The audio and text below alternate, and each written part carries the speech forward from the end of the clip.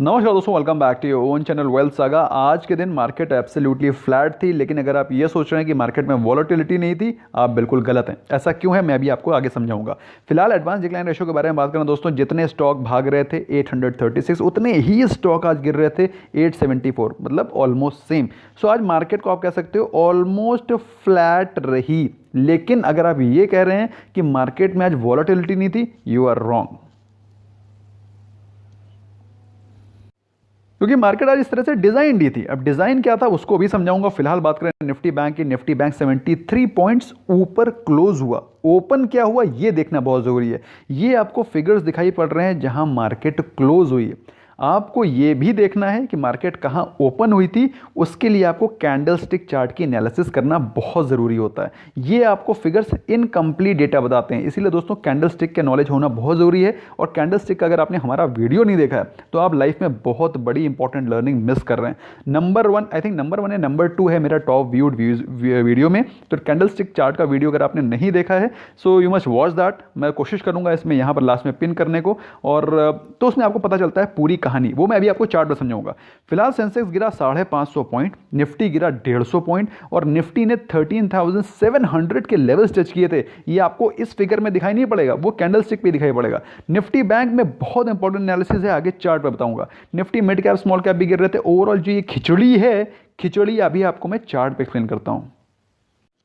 लेकिन अगर आप ग्लोबल व्यू लेंगे तो ग्लोबल व्यू में भी मार्केट आपको बियरिश ही नजर आएगी। हर जगह प्रॉफिट बुकिंग चल रही है। एशियन मार्केट्स के अलावा अगर आप बात करें यूरोपियन मार्केट्स की, तो यूरोपियन मार्केट्स में भी आपको नेगेटिविटी का माहौल दिखाई पड़ रहा है। बेसिकली प्रॉफिट बुकिंग चल रही है, लेकिन एसजीएक्स निफ्टी आपको एक पॉजिटिव 50 पॉइंट्स की अप मूव दिखा रहा है, जो कि दिखा रहा है कि मार्केट पॉजिटिव रह सकती है। But this is second trading session. कल का दिन क्या होगा, कल will be a new day. बात करते हैं आज के टॉप गेनर्स और टॉप लूजर्स की। तो टॉप गेनर्स कौन से थे? अच्छा, इसमें एक बहुत इंपॉर्टेंट चीज़ है दोस्तों, जो चीज़ आपको सीखने वाली है। ये वीडियो बहुत इंपॉर्टेंट है क्योंकि ये मंथली एक्सपायरी स्पेशल वीडियो है। तो देखिए आज के दिन टॉप गेनर्स कौन से थे। एक्सिस बैंक के कल रिजल्ट्स आए थे। Results were actually weak. NPA बढ़ा हुआ, प्रॉफिटेबिलिटी उतनी ज़्यादा नहीं जितनी एक्सपेक्टेड थी, लेकिन उसके बावजूद भी 6% ये क्यों भागा है दोस्तों? ये 6% इसलिए भागा है क्योंकि एक्सिस बैंक में काफ़ी दिनों से गिरावट हो रही थी, उसमें शॉर्ट पोजीशंस बनी हुई थी। आज मंथली एक्सपायरी है, मतलब आज कॉन्ट्रैक्ट्स एक्सपायर होंगे, तो जिन लोगों ने बेच रखा था वो लोग अपनी पोजीशन को स्क्वायर ऑफ करेंगे, मतलब बाय करेंगे। अब जब बाय करेंगे तो क्या होगा, इसे बोलते हैं शॉर्ट कवरिंग, जिसके चलते इसमें 6% की जंप आई। और सिर्फ एक्सिस बैंक ही नहीं, काफ़ी दिनों से cement, steel, oil, OMC stocks, ये सारे के सारे गिर रहे थे। और आप देख सकते हैं टॉप जो गेनर्स हैं उनमें ये स्टॉक्स ही नजर आ रहे हैं। ऐसा क्यों? क्योंकि ये शॉर्ट कवरिंग के कारण इनमें जंप दिखाई पड़ा है। टॉप लूजर्स कौन से हैं उनको देखो। Top losers HUL, Maruti Suzuki, Wipro and HDFC bank. ये सारे के सारे स्टॉक्स दोस्तों चुनिंदा स्टॉक्स हैं। एचयूएल में क्या रीज़न है वो मैं अभी आपको आगे बताऊंगा न्यूज़ सेक्शन में। फिलहाल दोस्तों मेरे हिसाब से ये जो मार्केट है, इसमें अगर आपने अभी तक बाइंग को स्टार्ट नहीं करा है, अच्छे क्वालिटी के stocks HUL, Maruti Suzuki, Wipro, HDFC bank जैसे स्टॉक्स, दिग्गज स्टॉक्स 4% गिर रहे हैं। आप देख रहे हैं दे वर फॉलिंग 4%। आपने अभी तक इनको बाय नहीं किया। आई थिंक आप लोग जब मार्केट 14,500 चल रही थी तब तो आप बाय करना चाह रहे थे, मौके ढूंढ रहे थे। लेकिन अभी जब निफ्टी 13,700 को टच कर रही है, then you are reluctant to buy. Why भाई? तो मेरे हिसाब से यू मस्ट रीथिंक। आप लोग के लिए ही मैंने एक WSG स्टार SIP बनाई है, जिसमें bluest of the blue chip stocks हैं, जिसको कि मैंने आपको बताया डिप्स पे खरीदो। आज SGX निफ्टी आपको 52 पॉइंट्स ऊपर दिखा रहा है। क्या गारंटी है कि मार्केट अब नीचे गिरेगा? कोई गारंटी नहीं। हो सकता है ऊपर चला जाए, हो सकता है ऊपर चला जाए, क्या कर सकते हो, है ना? तो nobody knows the top and the bottom of the market. What you can do is you can just invest whenever there is dip, और you can invest systematically, जिसका के लिए मैंने आपको ब्रह्मास्त्र बना दिया है। अब ये है निफ्टी 50 का चार्ट। आपके सामने कैंडल ये बनी हुई है। जिन लोगों को ये लगता है कि ये बिल्कुल फ्लैट कैंडल है, कोई इसमें एक्शन नहीं हुआ, तो आपको बता देना चाहता हूं दोस्तों, आपको इस पे फोकस नहीं करना है कि यहाँ ओपन हुआ और यहीं क्लोज हुआ है, बल्कि आपको ये देखना है कि पिछली क्लोजिंग कहाँ हुई थी। पिछली क्लोजिंग हुई थी 14,900 के आसपास, और मैंने आपको बताया था कि आपको 14,850 के लेवल आपको जल्दी दिखाई पड़ सकते हैं। बेगो पार्डन 13,850, और आज ओपनिंग ही हुई 13,850 पर। बात समझ में आ रही है? तो अगर आपको ये लग रहा है कि मार्केट जहां ओपन हुई है वहां क्लोज हुई है, ये तो ठीक है, लेकिन क्लोज हुई कहां है? क्लोज हुई है गैप डाउन 150 पॉइंट नीचे। What does this mean? This means Nifty is still weak. दो दो लेसन से इसे सीख लो। पहली चीज तो निफ्टी अभी भी वीक है क्योंकि वो नीचे क्लोज हुआ है। नंबर 2 जो चीज़ आपको ऑब्जर्व करनी चाहिए, अगर अभी तक आपने ऑब्जर्व नहीं करी है, निफ्टी ने आज 13,700 के लेवल 13,700 के लेवल्स को टच किया और वहां से सपोर्ट लिया। अब वो क्या है? Fifty day exponential moving average. What does this mean? पहली चीज़ तो निफ्टी का जो ट्रेंड है वो तो वीक है, लेकिन उसने एक 13,700 पे एक सपोर्ट लिया है, मतलब उसका एक स्ट्रॉन्ग सपोर्ट 13,700 लेवल बन गया है। अगर 13,700 टूटता है तो निफ्टी में तेजी से वीकनेस आ सकती है। इस चार्ट से आपको ये सिर्फ 2 लेसन ही पता चलते हैं। तीसरी चीज़ जो कि आपको इस चार्ट से पता चल सकती है वो है क्या स्ट्रेंथ है। अगर आप देखें तो RSI is approximately 40 which clearly shows कि निफ्टी स्टिल वीक। लेकिन अगर 13,700 के लेवल्स टूट जाते हैं तो Nifty will become even weaker और अपने 13,500 के लेवल्स की तरफ आती हुई दिखाई पड़ सकती है। तो ये सारी चीज़ें हैं जो कि आपको निफ्टी 50 के चार्ट पे आपको दिखाई पड़ रही है। ये भयंकर गिरावट चल रही थी 2 डेज बिफोर येस्टरडे, उसके बाद डे बिफोर येस्टरडे, उसके बाद येस्टरडे, और आज के दिन मार्केट वहीं पर क्लोज हुई जहां पे खुली थी। लेकिन आप अगर सोच रहे हैं कि ये मार्केट वहीं क्लोज हो गई जहां खुली थी, देन यू आर मिस्टेकन। आज उनसे पूछो जिन्होंने पुट सेल कर रखे थे विदाउट एनी एनालिसिस। तो जिन लोगों ने आज पुट सेल कर रखे थे उनके लिए आज जब गैप डाउन हुई मार्केट, इतनी तेजी से प्रीमियम बढ़ा कि उन लोगों ने अपने सारे के सारे पोजीशंस को लॉस में काटा होगा। हम लोगों ने 29,600 के पुट ऑप्शन सेल कर रखे थे, बहुत ही वेल एनालाइज्ड, और आपको जानकर के खुशी होगी 29,600 के पुट पे आज निफ्टी बैंक गया ही नहीं, बल्कि आसपास भी नहीं गया। आपको निफ्टी बैंक का चार्ट दिखाते हैं। सो ये है निफ्टी बैंक का चार्ट, और आप देख सकते हैं आज के दिन मॉर्निंग में एक गैप डाउन ओपनिंग हुई, थोड़ा सा पैनिक था। Very true, very right about that. लेकिन आज के दिन जो स्टार्टिंग के 15 मिनट्स की कैंडल टच हुई और वहां से रिवर्सल आया वो था 29,750 के लेवल्स। अब थोड़ा मोड़ा जिगर तो रखना पड़ेगा अगर आप ऑप्शन सेलर हैं तो 29,750 के लेवल से वहीं से रिट्रेसमेंट आया, दोबारा जंप किया और वहीं से back. Means what? 29,600 were those levels, वो लेवल्स थे जहां पर निफ्टी बैंक आस पास भी नहीं गया। 150 पॉइंट के भी गैप से वहां से उसने बाउंस मारा। और अगर आप बात करेंगे आज के डे कैंडल की, सो आज देख करके आप हैरान रह जाएंगे कि आज although opening fifty day exponential moving average के नीचे हुई थी, लेकिन जो क्लोजिंग हुई है वो 50-डे एक्सपोनेंशियल मूविंग एवरेज के ऊपर हुई है। What does this mean? यहां पर फिर से वो दिखा रहा है कि fifty day exponential moving average Nifty bank के लिए भी एक स्ट्रॉन्ग सपोर्ट है, और वो कौन से लेवल हैं? 30,350। तो ये वो लेवल्स हैं दोस्तों जो कि एक बहुत स्ट्रॉन्ग सपोर्ट की तरह काम करेंगे निफ्टी बैंक के लिए।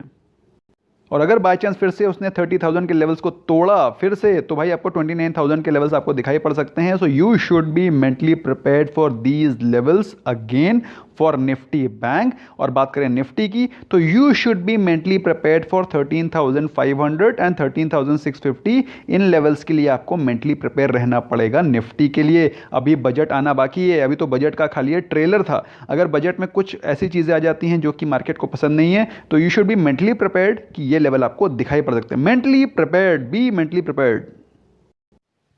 तो गुड न्यूज़ क्या है? पहले गुड न्यूज़ पे फोकस करते हैं।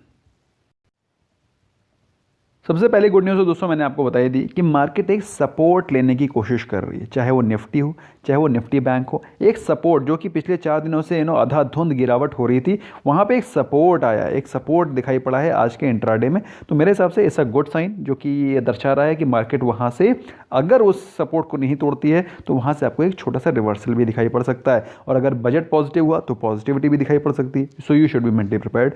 अच्छा, इसके अलावा दोस्तों ऑयल इंडिया के बारे में बात करें दोस्तों, तो ऑयल इंडिया ने त्रिपुरा में ऑयल एक्सप्लोरेशन एंड प्रोडक्शन की यूनिट स्टार्ट कर दी है और फर्स्ट एवर सीस्मिक सर्वे स्टार्ट कर दिया है। Again a great news for oil India share holders.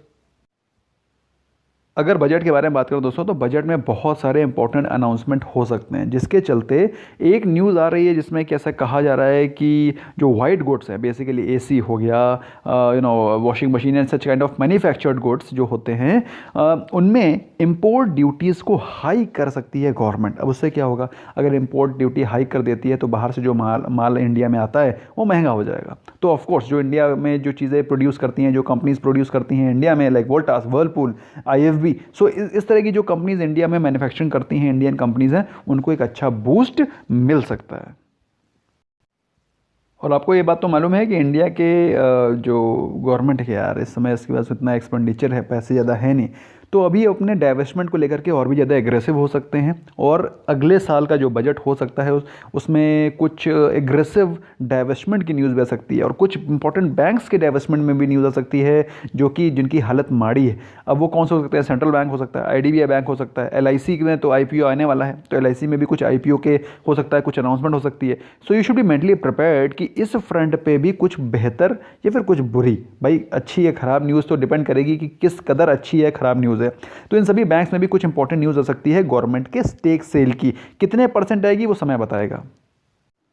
Good news आ रही है दोस्तों गोल्ड के फ्रंट पे, और ऐसा कहा जा रहा है, ऐसा माना जा रहा है कि वर्ल्ड गोल्ड काउंसिल ने बोला है कि 2021 में गोल्ड की डिमांड बढ़ सकती है। तो ऐसे में अगर गोल्ड की डिमांड बढ़ती है, स्पेशली डोमेस्टिक डिमांड, तो जो हमारे यहाँ की जो लीडिंग कंपनीज हैं गोल्ड से रिलेटेड, वो हैं Titan company, Manappuram and Muthoot finance, इनको एक बेनिफिट मिल सकता है। So according to me it's a great news for those people who are wanting to buy gold. और क्योंकि भी गोल्ड काफ़ी अच्छा एक रीजनेबल प्राइस वैल्यूएशन मिल रहा है 49,000 के आसपास। So in case if you want to buy, you can go ahead. And last but not the least दोस्तों, जो आज के दिन छाया रहा वो था एयरटेल। एयरटेल ने आज 5G का एक ट्रायल किया और वो सक्सेसफुल ट्रायल था, काफ़ी अच्छी न्यूज़ में चर्चा में है, और मैंने इसका एक सेपरेट वीडियो पोस्ट किया था। और काफ़ी सारे लोग क्वेश्चन पूछ रहे थे कि सर जियो का क्या होगा, जियो कब लाएगा। तो दोस्तों आपको बता देना चाहता हूँ, जियो ऐसा मतलब some of my known people have told कि जियो का जो 4G का प्लान है वो अंडर पाइपलाइन है। एंड पाइपलाइन मतलब ये नहीं है कि पाइपलाइन में है, बहुत एग्रेसिव है, और उन्होंने कुछ अपने सेंटर्स को ऑलरेडी 5G इनेबल कर रखा है, मतलब उनके ऑफिसेस 5G ऑलरेडी इनेबल्ड हैं। So it's just a matter of time कि Jio will also come in front and will announce its 5G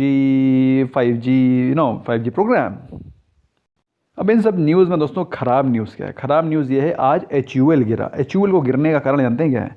HUL को गिरने का कारण सिर्फ एक था, जो बढ़ रहा है इन्फ्लेशन और जो रॉ मटेरियल कॉस्ट बढ़ रही है, उसके चलते ऐसा माना जा रहा है कि HUL can not increase the prices of its product any more in short run. मतलब शॉर्ट रन में HUL अपने प्रोडक्ट्स के प्राइसेस नहीं बढ़ा सकता है, इसके चलते उसके मार्जिन में प्रेशर बढ़ेगा। ऑल्दो HUL ने एक बात बोली थी कि हम फ्री हैं अपने प्राइसेस को बढ़ाने के लिए, लेकिन अगर आप लक्स के साबुन को 130 रुपये थोड़ी नहीं कर दोगे। Can you increase the price of that soap by 30%? No, you can increase. Of course, you have that pricing power. आपका प्राइसिंग पावर है, लेकिन आप 30% साबुन को नहीं बढ़ा सकते हो। बहुत ज़्यादा बढ़ाओगे, 2% बढ़ाओगे, 3% बढ़ाओगे, 5% बढ़ाओगे, तो ये प्रेशर आ सकता है क्योंकि रिटेल का मटेरियल का प्राइस स्पाइक कर रहा है, और उसका आपको प्रेशर HUL के प्राइस में दिखाई पड़ा। 4% के आसपास HUL आज टूटा था।